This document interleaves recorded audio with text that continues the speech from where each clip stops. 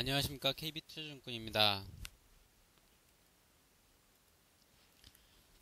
KB투자증권 FX 스타클럽이란 월 거래량 50계약 이상인 개인 고객에게 계약당 1000에서 2500 OK 캐시백 포인트를 지급하는 서비스를 말합니다. 당사 FX 맞은 거래 고객에 한하며 해당 월 거래량을 기준으로 포인트를 차등 지급합니다. 적립된 OK 캐시백 포인트의 가용 포인트가 5000점 이상이 되면 전국 OK 캐시백 가맹점에서 현금처럼 이용이 가능하며 포인트가 5만점 이상일 경우 현금 교환도 가능합니다. FX 스타클럽 수수료 및 제세 공과금은 고객 부담입니다.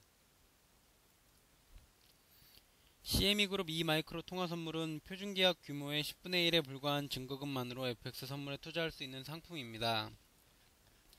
초소형 통화 선물 상품으로 10계약 또는 5계약씩 묶어 시장 상황에 맞게 복합 계약 거래도 가능하며 큰 계약을 유지하던 투자자의 경우 소형 계약으로 포지션을 나눌 수 있어 매우 편리합니다.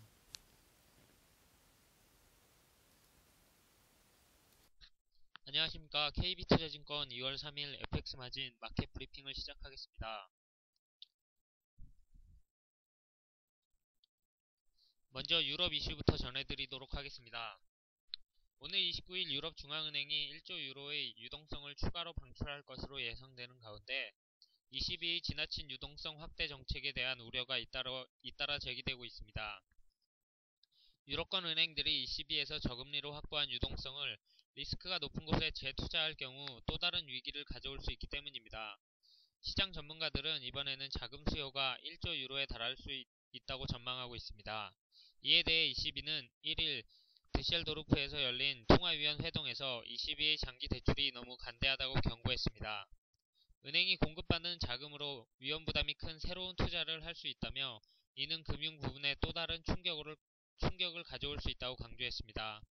22의 장기 대출 금리가 1%에 불과해 은행이 이 돈으로 재정 부실 국가의 국채를 매입하는 등 고수익 위험 자산 투자에 나설 수 있다는 것입니다.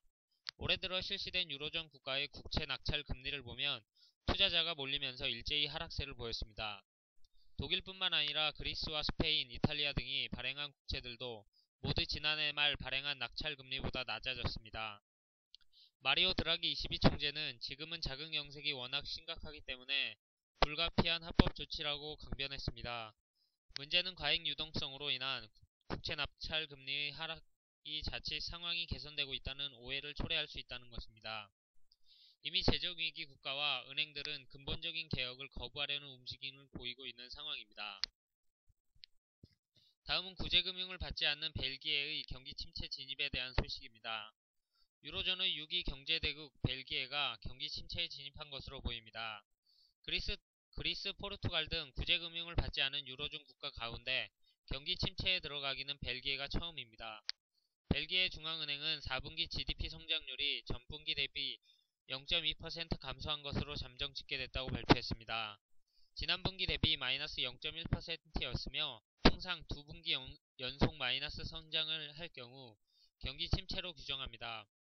문제는 각종 지표와 전반적인 경제 상황을 감안할 때 앞으로 벨기에의 침체가 더 심화될 것이라는 점입니다. 국내 수요 전반과 수출이 줄었고 기업 투자와 가계 소비 등도 감소했습니다. 국제통화기금은 벨기에에 대하여 유럽 전반의 금융 경색으로 벨기에의 전망이 좋지 않다며 경기 후퇴가 이미 진행되고 있다고 지적했습니다.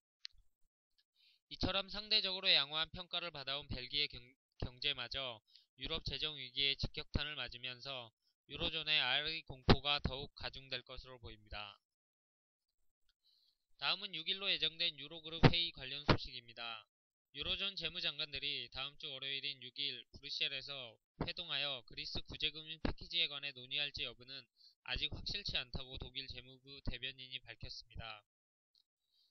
독일 재무부 대변인은 정례 기자회견에서 아직 독일은 초청을 받은 바 없으며 특별 유로그룹 회동 또는 향후 일정에 대해서도 발표된 바가 없다고 언급했습니다.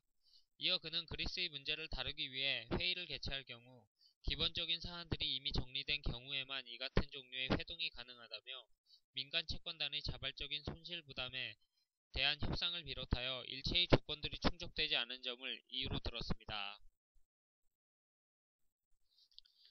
최근 유로 달러는 명백한 추세 종료 신호가 없기 때문에 단기 횡보 후 상승 추세로 1.3230을 테스트할 것으로 보입니다. 이럴 경우 저항에 부딪혀 현물환이 반락할 가능성이 있습니다.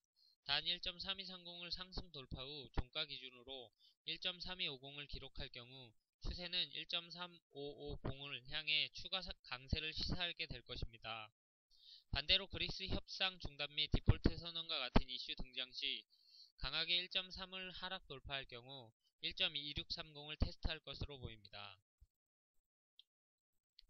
다음은 일본 소식입니다. 어제에 이어 금일도 아즈미 재무상이 엔고에 대하여 경고를 했다는 소식입니다.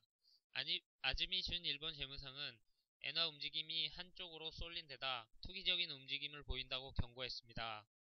아즈미 재무상은 3일 강요회의 후 기자회견에서 미국 국채금리의 하락을 구실로 투기적인 엔화 매수세가 가속화했다고 진단했습니다. 그는 한쪽으로 쏠린 엔화 상승세가 일본의 실제 경제 상황을 반영하는지를 두고 심각하게 우려하고 있다며 시장 움직임을 예의주시할 것이며 적절한 조치를 할 것이라고 언급했습니다. 아즈미 재무상은 기존 입장에 변화가 없다며 쏠림 현상이 있으면 단호히 조치할 것이라고 강조했습니다.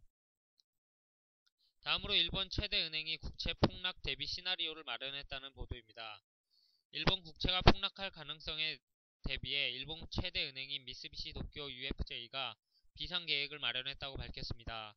은행은 2016년쯤이면 10년 만기 국채 금리가 현재의 연 1% 수준에서 3.5% 수준까지 급등할 우려가 있다고 보고 비상계획을 마련했습니다.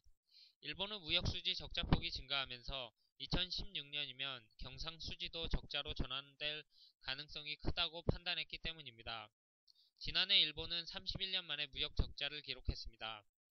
그러나 해외 자회사 공장의 수익금 송금과 투자 배당금 등 소득 수지가 12조엔 이상 흑자를 기록함에 따라 경상수지는 10조엔 정도 흑자를 유지했습니다.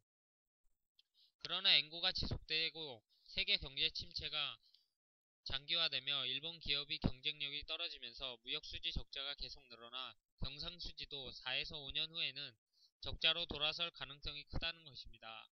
경상수지마저 적자로 돌아설 경우 일본 기업들이 국채에 투자할 여력을 상실하며 국채 가격이 급락하고 금리가 치솟으며 일본도 국가 채무 위기에 빠질 수 있다는 시나리오입니다.